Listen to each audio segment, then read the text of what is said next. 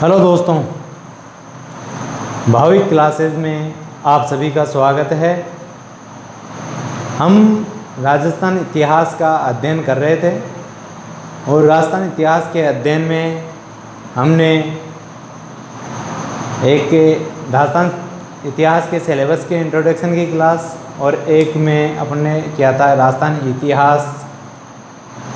इतिहास क्या है, इतिहास के कालखंड एवं राजस्थान इतिहास की भूमिका। ये हम 2 क्लासें बनी हो चुकी है और अपनी आज का जो टॉपिक रहेगा वो है इतिहास के स्रोत।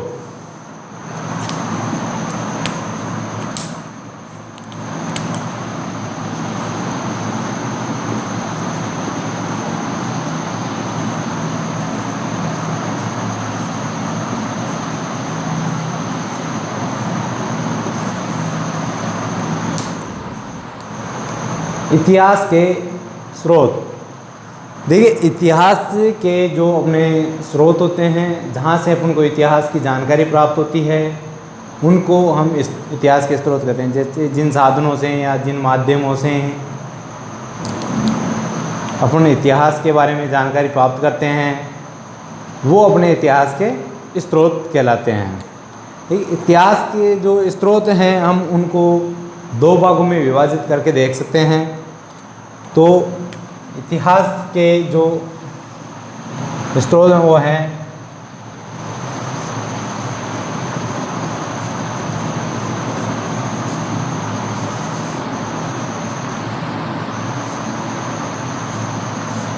एक है अपने पुरातात्विक स्रोत और दूसरा है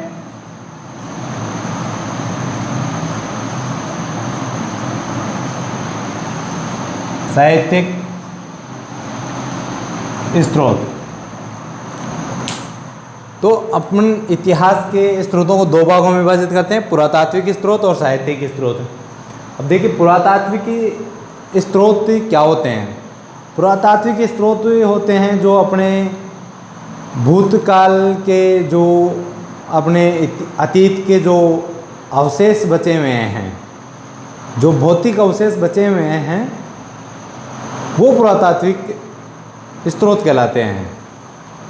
जैसे कि अपने कई शिलालेख हैं, स्तंभ लेख हैं, सिक्के हैं, मर्दभांड हैं, तो वो सभी पुरातात्विक स्रोत कहलाते हैं। तो जब हम पुरातात्विक स्रोतों की बात करते हैं तो देखिए पुरातात्विक जो स्रोत हैं उनमें हम बात करेंगे। एक है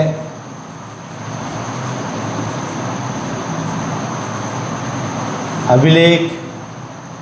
तो अभिलेखों में जब हम बात करते हैं तो शिलालेख,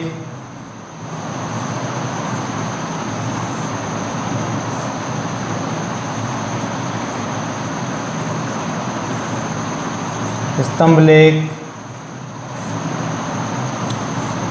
थर्ड है गुहा लेख।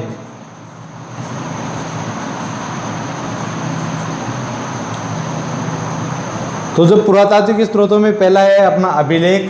अभिलेख में शिलालेख, स्तंभ लेख, गुहा लेख। फिर अपन बात करते हैं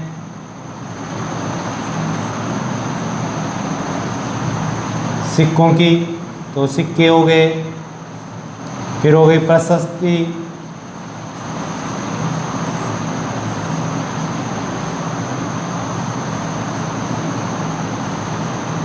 मर्दभांड,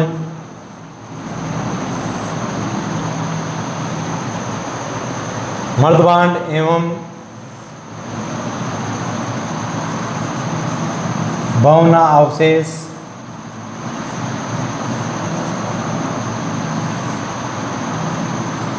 उपकरण,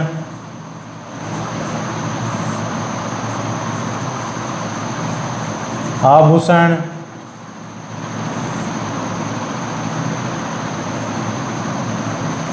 स्मारक,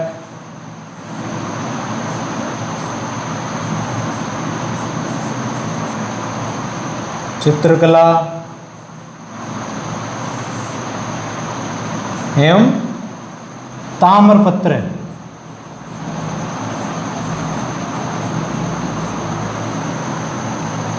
तो ये अपने पुरातात्विक जो स्रोत हैं, वो पुरातात्विक स्रोत, ये अपने पुरातात्विक स्रोत हैं।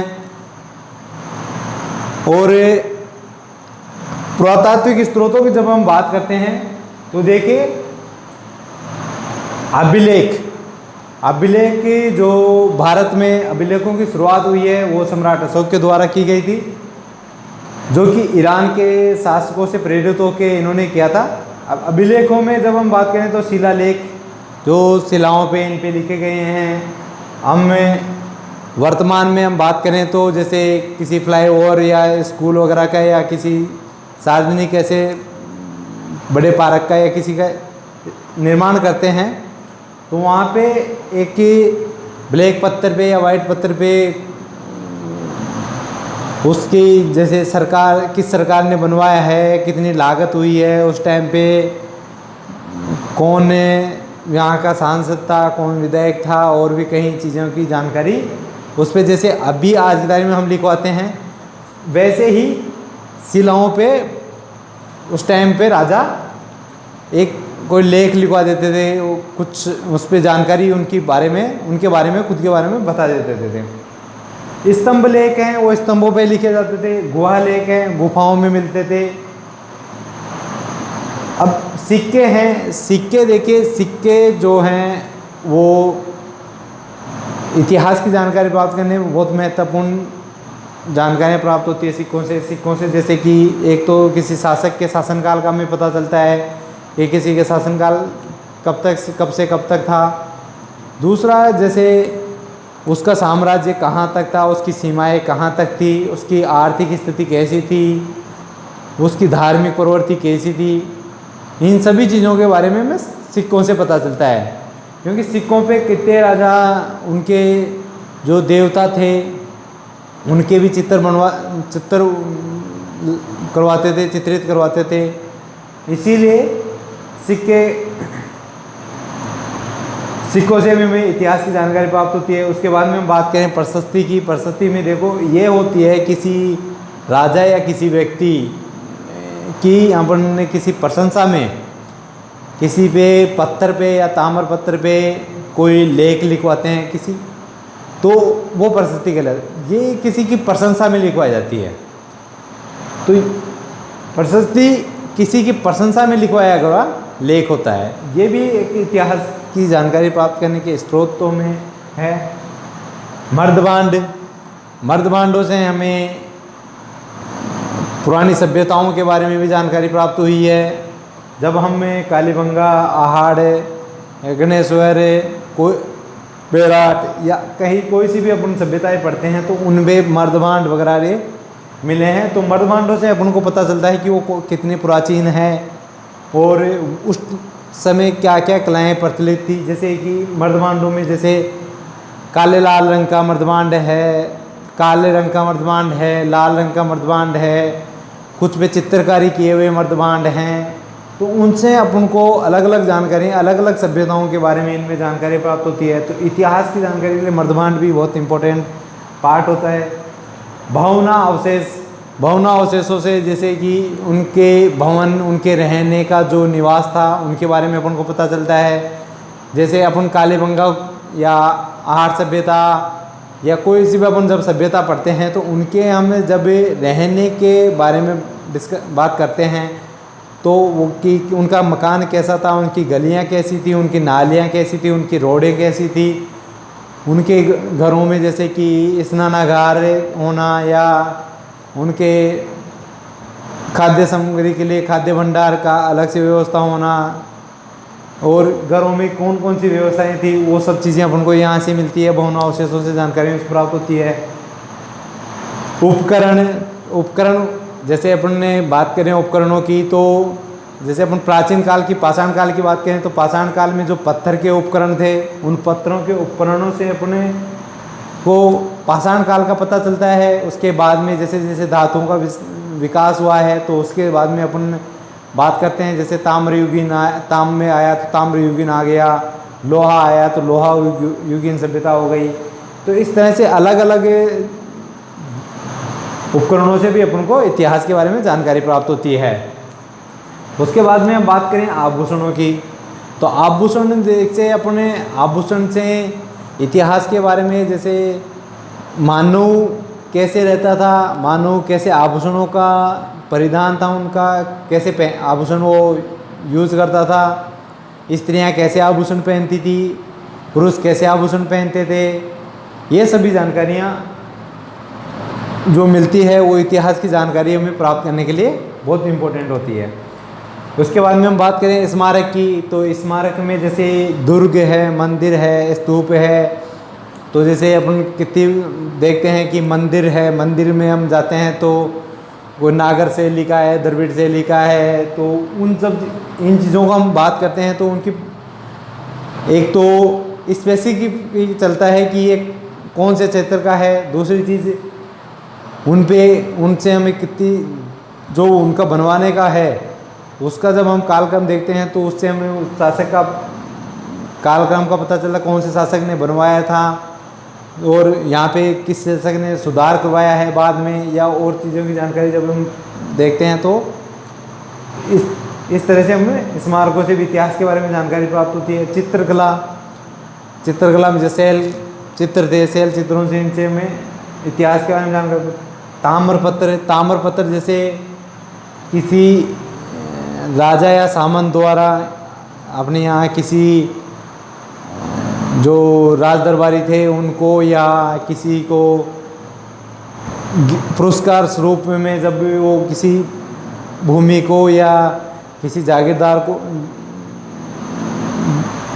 देते थे जागीरदार, तो उसको वो ताम्रपत्र पे उत्कृष्ट करवा के फिर देते थे ताकि वो उनके पास में रहे। तो इसलिए ताम्रपत्र से भी अपने इतिहास के बारे में जानकारी काफ़ी प्राप्त होती है। तो पुरातात्विक स्रोतों के बाद में हम जब बात करें साहित्यिक स्रोतों की, तो देखिए साहित्यिक स्रोत अपन जब पढ़ते हैं तो ये बेसिकली दो प्रकार से साहित्यिक स्रोत होते हैं। एक तो धार्मिक स्रोत होते हैं, एक धर्मोत्तर स्रोत होते हैं। पर एक जब इतिहासकारों का भी हम साहित्यिक देखें तो एक और अपन को पहलू मिलता है कि साहित्यिक इतिहासकारों द्वारा साहित्यिक स्रोतों में भी काफ़ी कार्य किया गया है। जैसे कि हम बात करें कि उस समय की राजा के जब किसी इतिहासकार द्वारा अगर इतिहास द्वारा किसी राजा का इतिहास लिखा गया है तो उसमें जैसे वहाँ की राजनीतिक, सांस्कृतिक, वहाँ की धार्मिक, आर्थिक स्थिति के बारे में हम पता चलता है। एक पहलू ज़रूर हो सकता है कि इतिहासकार के स्रोत को इसलिए अपन ज़्यादा इम्पोर्टेंट नहीं कह सकते हैं क्योंकि हो सकता है कि जैसे किसी इतिहासकार को किसी राजा ने आश्रय दिया हो तो वो उस राजा के बारे में कुछ बढ़ा चढ़ा के अतिशयोक्तिपूर्ण शब्द यूज़ कर ले, कुछ बढ़ा चढ़ा के बता सकता है। तो हालांकि बट फिर भी वो इतिहास की जानकारी प्राप्त करने के एक महत्वपूर्ण पहलू होता है। हम बात करें साहित्यिक स्रोतों की, साहित्यिक स्रोतों को अपन दो भागों में विभाजित करते हैं।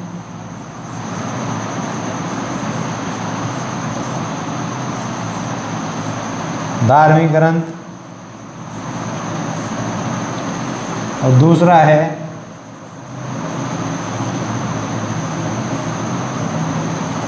धर्मोत्तर ग्रंथ। जैसे धार्मिक ग्रंथों की हम जब बात करें तो देखिए जैसे जैन धर्म के हैं,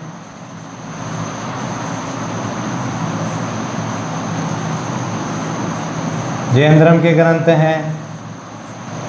दूसरा है बौद्ध धर्म के ग्रंथ हैं।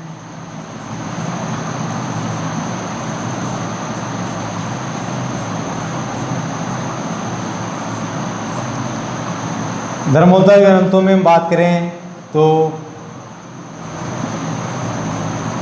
चाणक्य का अर्थशास्त्र है,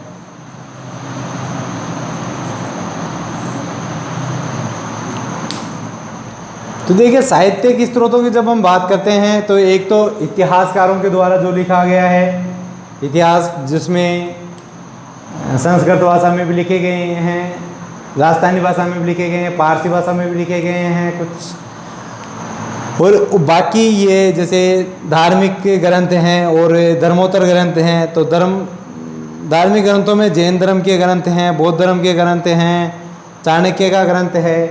इतिहासकारों के जब हम बात करें तो जैसे कर्नल जेम्स टोड हैं, कर्नल जेम्स टोड ने अपनी पुस्तक लिखी है annuls and antiquities of Rajasthan है। और मोहम्मद नैन्सी है जिनको राजस्थान का अबुल फजल कहा जाता है। और गौरीशंकर हीराचंद ओझा जी हैं जिन्होंने कर्नल जेम्स टोड द्वारा लिखी गई पुस्तक का हिंदी में अनुवाद किया है और उसमें कुछ अशुद्धियों को शुद्ध सही करने का प्रयास किया है। तो कहीं ऐसे इतिहासकार भी हैं जिनका हमें इतिहास के बारे में जानकारी प्राप्त करने में बहुत महत्वपूर्ण स्रोत माने जाते हैं। तो इस तरह से ये अपने एक इतिहास की जानकारी के स्रोतों का इंट्रोडक्शन था। एक बार फिर और दोबारा से मैं बता देता हूँ, इतिहास के जैसे स्रोत हैं उसमें दो भागों में विभाजित करते हैं, पुरातात्विक स्रोत, साहित्यिक स्रोत। पुरातात्विक स्रोत हैं उनमें से जैसे अभिलेखों को हम शिलालेख, स्तंभलेख, गुहालेख में विभाजित कर सकते हैं। उसके बाद में हम बात करें सिक्के हैं, प्रशस्ति हैं, मृदभांड हैं, भवनावशेष है, उपकरण हैं, आभूषण हैं, स्मारक हैं, चित्रकला है और ताम्रपत्र हैं।